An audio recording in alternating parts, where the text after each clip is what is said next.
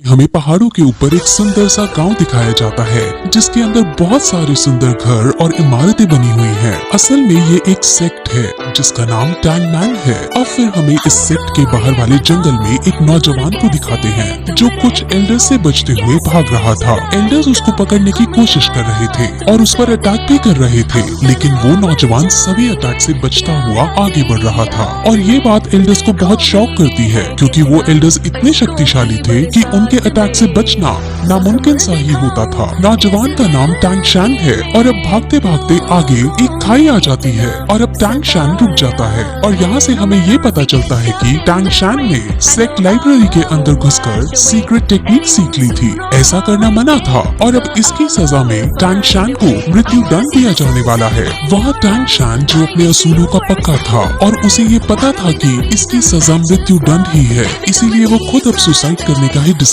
करता है और साथ ही साथ उन्हें ये भी बताता है कि उसने इस सीक्रेट टेक्निक को किसी और को नहीं बताया है और सारी टेक्निक्स उसके कमरे में ही हैं। और ऐसा कहते ही वो उस टेक्निक का सबसे खतरनाक हथियार निकाल लेता है और सेक्ट के लीडर को समर्पित करता है, जिसके बाद वो अपने सारे कपड़े उतारता है क्योंकि वो टैंग सेक्ट से लिया हुआ सब कुछ वापस लौटा देना चाहता था और फिर खुद खाई से नीचे कूद जाता है। तभी सेक्ट लीडर उसे मरने से बचाने की भी कोशिश करता है, लेकिन टैंग शैन अपने इरादे का पक्का था और वो खाई में गिरकर अपने आप को मार डालता है। उसके मरते ही उसकी आत्मा अलग अलग दुनियाओं को क्रॉस करते हुए पैरेलल यूनिवर्स में चली जाती है और वहाँ वो एक नवजात शिशु के रूप में जन्म लेता है और उसका नाम भी वहाँ टैंग शैन ही रखा जाता है। उसे अब अपने पहले जन्म की सारी बातें और सारी टेक्निक्स याद होती हैं, जिस वजह से वो बचपन से ही उन टेक्निक्स को पहाड़ के ऊपर जाकर प्रैक्टिस करता है। इस दुनिया के अंदर डोलो कॉन्टिनेंट है। इस दुनिया के अंदर हर कोई 6 साल की उम्र में अपनी एक स्पेशल एबिलिटी एक्टिवेट करता है। इस एबिलिटी का नाम स्पिरिट सोल है और स्पिरिट सोल को हासिल करने के बाद लोगों के पास अलग अलग तरह की एबिलिटीज आ जाती हैं। एक दिन जब वो पहाड़ से टेक्निक करते हुए वापस आ रहा होता है तो उसे पता चलता है कि इसी साल नए बच्चों की एबिलिटी जगाने के लिए एक स्पिरिट मास्टर उनके गांव में आ रहे हैं। इस स्पिरिट मास्टर का नाम सु यू ताओ है और ये रैंक 26 का स्पिरिट ग्रैंड मास्टर है। असल में यहाँ की कल्टीवेशन 1 से 100 में बनती है और इनमें 1 से 10 के रैंक वाले को ट्रेनी कहते हैं, 10 से 20 वाले को स्पिरिट मास्टर कहते हैं, 21 से 30 वाले को स्पिरिट ग्रैंड मास्टर कहते हैं, 31 से 40 वाले को स्पिरिट एल्डर कहते हैं और ऐसे ही इनकी रैंक के अनुसार ये बनते हैं और इनके बारे में हमें अब आगे पता चलेगा। अब सब बच्चों की एबिलिटीज जगाने के लिए इस गांव का चीफ सारे बच्चों को इकट्ठा करता है। अब गांव के सारे बच्चे एक साथ इकट्ठा होकर एक बिल्डिंग में जाते हैं जहाँ पर स्पिरिट मास्टर एक एक करके उनकी एबिलिटीज को जगाता है। वहाँ पर टैंग शैन भी मौजूद है और वो भी यहाँ अपनी एबिलिटी को अवेकन करने आया होता है। तब उनकी एबिलिटीज को जगाने से पहले सब बच्चों को अपनी शक्ति दिखाता है और अपने अंदर एक भेड़िए जैसी शक्ति बुला लेता है, जिससे सब बच्चे बहुत शॉक होते हैं और एक्साइटेड हो जाते हैं और अब एक एक करके बच्चे अपनी अपनी स्पिरिट सोल को जगाने के लिए आगे आते हैं। अब जो पहला बच्चा आगे आता है उसकी स्पिरिट सोल एक दारांत यानी सिकल होती है जो कि एक टूल टाइप स्पिरिट सोल है। अब इसे देखकर स्पिरिट मास्टर उनको बताता है कि ये वेपन के लिए तो काम नहीं आ सकती, लेकिन इस टाइप के लोग एग्रीकल्चर यानी फार्मिंग के अंदर बहुत अच्छे होते हैं। अब वो उसकी सोल पावर को चेक करता है। सोल पावर किसी भी स्पिरिट सोल को ट्रेन करने के लिए बहुत जरूरी होती है। अब जब उसकी सोल पावर को चेक करते हैं तो उसकी सोल पावर 0 आती है, जिसका मतलब वो अपनी स्पिरिट सोल को ट्रेन नहीं कर सकता और पूरा जीवन भर एक नॉर्मल इंसान ही रहेगा। ऐसा करते करते वो और भी बच्चों को चेक करता है जिसमें ज्यादातर फार्मिंग स्किल्स की एबिलिटीज को रखने वाले बच्चे ही निकलते हैं। वहीं फिर एक लड़की अपनी सोल पावर चेक कराने आती है और उसकी स्पिरिट सोल एक ब्लू सिल्वर ग्रास की होती है। ब्लू सिल्वर ग्रास बहुत कॉमन ग्रास है और इसकी कोई स्पेशल एबिलिटी भी नहीं होती और इस टाइप की स्पिरिट सोल को सबसे बेकार स्पिरिट सोल माना जाता है और ये बहुत कमजोर होती है। अब इसके बाद हमारा मेन कैरेक्टर जिसका नाम टैंग शैन है वो आगे आता है और अपना सीधा हाथ बढ़ाकर कंसंट्रेट करता है और उसके हाथ से भी ब्लू सिल्वर ग्रास बाहर आती है, लेकिन तभी उसके उल्टे हाथ में भी कुछ होने लगता है और वहाँ पर हमें एक हथौड़ा दिखता है जिसे वो मुंह बंद करके छुपा लेता है। अब इसके बाद स्पिरिट मास्टर टैंग शैन की सोल पावर चेक करता है और उसकी सोल पावर 10th लेवल पर होती है और ये बहुत रेयर कंडीशन होती है। असल में जिन लोगों की सोल पावर अवेकनिंग के वक्त फुल यानी 10th लेवल की होती है है तो उन्हें बोर्न विद सोल पावर यानी कि इननेट सोल पावर का दर्जा दिया जाता है और ऐसे लोग बहुत ही काम के होते हैं। ऐसे लोग बहुत ताकतवर बनते हैं और लाइफ में बहुत आगे तक जाते हैं। अब स्पिरिट मास्टर उसे बताते हैं कि अवेकन होने के बाद सोल पावर की 10th लेवल सबसे हाईएस्ट लेवल होती है,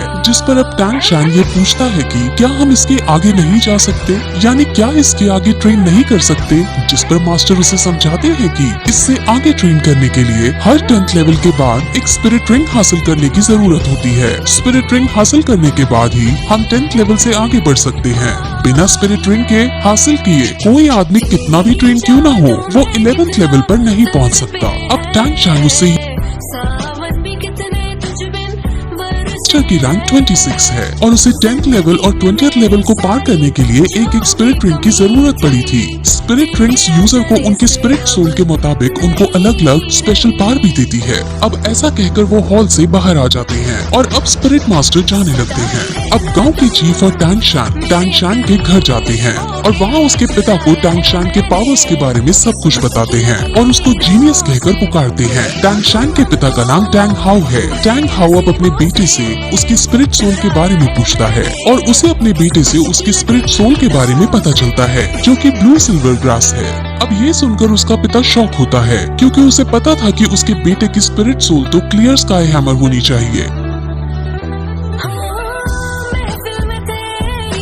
अब गांव के चीफ ये चाहते थे कि टैंग शैन शहर की एक एकेडमी में जाकर ट्रेनिंग करे, लेकिन टैंग हाउ साफ मना कर देता है।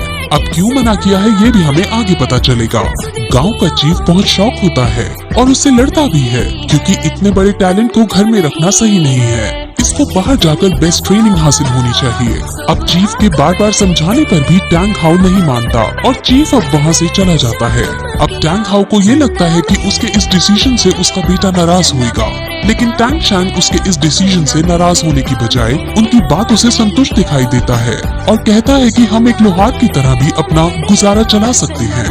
अब टैंग हाउ निराश होकर बैठ जाता है और वो दुखी होते हुए सभी स्पिरिट मास्टर्स को बेकार बताता है। अब टैंग हाउ टैंग शैन से अपनी स्पिरिट सोल को दिखाने को कहता है, जिस पर टैंग शैन अपने हाथ से उसे ब्लू सिल्वर ग्रास निकाल कर दिखा देता है और ये देखकर वो बहुत चौंक जाता है। लेकिन तभी टैंग शैन उसे अपनी एक और स्पिरिट सोल के बारे में बताता है और अपने दूसरे हाथ से क्लियर स्काई हैमर को बाहर निकालता है। अब ये देखकर टैंग हाउ को कुछ याद आता है कि कैसे कुछ साल पहले वो और उसकी वाइफ कुछ लोगों से बचकर भाग रहे थे और उसकी वाइफ अपने पति और अपने बच्चे को बचाने के लिए खुद को सैक्रिफाइस कर देती है। और अब यहाँ से हमें पता चलता है कि उसकी वाइफ की स्पिरिट सोल भी ब्लू सिल्वर ग्रास होती है। अब फिर टैंग हाउ अपने बेटे की डबल स्पिरिट सोल को देखकर उसे गले लगा लेता है और उसे अब एक बात समझाता है और कहता है कि तुम हमेशा अपने उल्टे हाथ के हैमर से अपने सीधे हाथ की ग्रास को प्रोटेक्ट करना। अब इसके बाद टैंग हाउ टैंग शैन को लेकर काम सिखाने लगता है और उसको इस काम की अलग अलग टेक्निक सिखाता है और इन सभी टेक्निक्स की मदद से टैंग शैन अब अपने पिछले जन्म की मेमोरीज का यूज करता है और उनकी मेमोरीज से वो कुछ हिडन वेपन्स बनाता है। अब अगले दिन टैंग हाउ अपने बेटे को शहर जाकर ट्रेनिंग करने की इजाजत दे देता है और साथ में ये भी कहता है कि वहाँ तुम अपना खर्चा लोहार का काम करके चला लेना। लेकिन शहर पढ़ने जाने के लिए टैंग हाउ उसके सामने कुछ शर्तें रखता है। वो उसे कहता है कि तुम कभी भी अपनी हैमर स्पिरिट में कोई भी स्पिरिट रिंग ऐड नहीं कर सकते। दूसरी शर्त पे उसे वो कभी भी अपनी हैमर स्पिरिट सोल को दिखाने के लिए मना करता है और साथ ही साथ किसी को भी अपना ये रहस्य कि उसके पास 2 स्पिरिट सोल हैं बताने से मना करता है और जब तक उसकी जान पर ना आए तब तक वो उसे हैमर स्पिरिट का भी इस्तेमाल करने से मना करता है। अब इन शर्तों पर एग्री करके टैंग शैन अपने सफर पर निकल जाता है। वो अब गाँव के चीफ के पास जाता है और अब दोनों शहर के बड़े स्कूल में एडमिशन करवाने के लिए निकल जाते हैं। अब वो दोनों रास्ता पूछते हुए स्पिरिट मास्टर एकेडमी की तरफ जाते हैं जहाँ पर उन्हें गेट कीपर रोक लेता है। अब चीफ उसे अपना पास दिखाता है जो उसको स्पिरिट मास्टर ने दिया था। गेट कीपर उस पास को चेक करता है और इस पास को वो फेक समझता है क्योंकि इस पास पर ब्लू सिल्वर ग्रास लिखा था, लेकिन साथ ही साथ सोल पावर को 10th रैंक का भी बता रखा था। अब ब्लू सिल्वर ग्रास का होना और 10th रैंक का होना ऐसा बहुत रेयर कंडीशन में ही पॉसिबल है और जिस छोटी जगह से ये लड़का आया है वहाँ पर इस रेयर चीज का होना पॉसिबल नहीं है। अब चीफ और गेट कीपर की बहस होने लगती है और उनकी बहस इस कदर पहुंच जाती है कि गेट कीपर चीफ पर हाथ उठा देता है, लेकिन तभी टैंग शैन उसके हाथ को पकड़ लेता है और उसको नीचे गिरा देता है। टैंग शैन को अब बहुत गुस्सा आ चुका था और वो उसे मारने के लिए अपना हिडन वेपन एक्टिवेट कर देता है। लेकिन तभी एक आदमी वहाँ आता है और उन्हें रोकने की कोशिश करता है। इस आदमी को यहाँ पर सभी लोग ग्रैंड मास्टर कहते हैं और वो उनकी लड़ाई बंद करवाने के बाद उसको अंदर एडमिशन के लिए ले जाता है। अब रास्ते में टांग शान और ग्रैंड मास्टर कई तरह की बातें करते हैं, जिसमें ग्रैंड मास्टर अपनी आइडेंटिटी बताते हुए कहते हैं कि वो यहाँ का ग्रैंड मास्टर है और अगर टांग शान ग्रैंड मास्टर से कुछ सीखना चाहता है तो वो उसको टीचर बुला सकता है। अब वो और भी बातें करते हैं और क्योंकि ग्रैंड मास्टर ने उसका एडमिशन पास देखा होता है तो वो उससे कहता है कि तुम बहुत इंटेलिजेंट हो और उसे ये भी बताता है कि पिछले 100 सालों के अंदर तुम तीसरे आदमी हो जिसके पास 2 स्पिरिट सोल हैं। ये सुनकर टांग शान चौंक जाता है और अपने हिडन वेपन को फिर से एक्टिवेट करने के लिए रेडी हो जाता है। दरअसल वो ऐसा इसलिए करता है क्योंकि उसके पिता ने उसे कहा होता है कि उसके 2 स्पिरिट सोल के बारे में किसी को नहीं पता चलना चाहिए और अब वो अपने इस खतरे को हटाने के लिए अपना हिडन वेपन एक्टिवेट करता है। लेकिन तभी ग्रैंड मास्टर उसे ये बताता है कि आखिर उसे इन सब के बारे में कैसे पता चला। असल में ग्रैंड मास्टर बहुत ज्यादा इंटेलिजेंट है और उसने पहले भी बहुत सारी रिसर्च कर रखी थी। उसने उसे पता चला था कि दुनिया के अंदर ब्लू सिल्वर ग्रास वाली स्पिरिट सोल के सिर्फ 647 लोग हैं और उनमें से सिर्फ 16 के पास सोल पावर है और उन 16 की भी रैंक 1 से ज्यादा नहीं है। सोल पावर हमेशा स्पिरिट सोल की क्वालिटी के प्रोपोर्शन में रहती है, जिस वजह से ब्लू सिल्वर ग्रास की फुल सोल पावर नहीं हो सकती।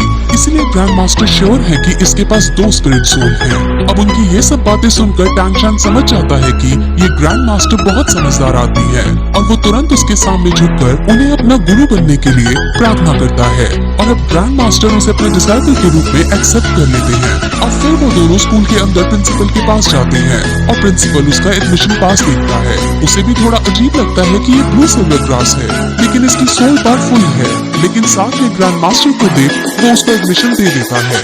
ग्रैंड मास्टर हालांकि यहाँ का कोई टीचर नहीं है, लेकिन प्रिंसिपल और बाकी सब ग्रैंड मास्टर की बहुत इज्जत करते हैं और ग्रैंड मास्टर का रुतबा पूरे शहर के अंदर है। अब टांग शान को हॉस्टल 7 अलॉट किया जाता है और अब वो अपने हॉस्टल के अंदर जाने लगता है। जैसे ही वो अपने हॉस्टल का गेट खोलता है वैसे ही वहाँ एक बच्चा उस पर अटैक कर देता है। टांग शान उस बच्चे से लड़ता है और दोनों के बीच फाइट होने लगती है। इस फाइट में टांग शान आसानी से उस बच्चे को मार दे देता है और सब बच्चे टांग शान के लिए ताली बजाने लगते हैं। अब फिर वो बच्चा खड़ा होता है और सम्मान पूर्वक उसे बताता है कि ये हॉस्टल का एक ट्रेडिशन है। यहाँ जो भी नया बच्चा आता है उससे यहाँ का बिग बॉस लड़ाई करता है और अगर वो नया बच्चा जीत जाता है तो उसे यहाँ का बिग बॉस बना दिया जाता है। अब क्योंकि टांग शान जीत गया था इसलिए सब उसके सामने झुक जाते हैं और उसे अपना बिग बॉस कहने लगते हैं। और तभी फिर हम ये देखते हैं कि वहाँ एक नई लड़की आती है। उस नई लड़की का नाम लिटिल वू है और अब परंपरा के अनुसार टांग शान इस लड़की पर अटैक कर देता है और फिर यही है एपिसोड।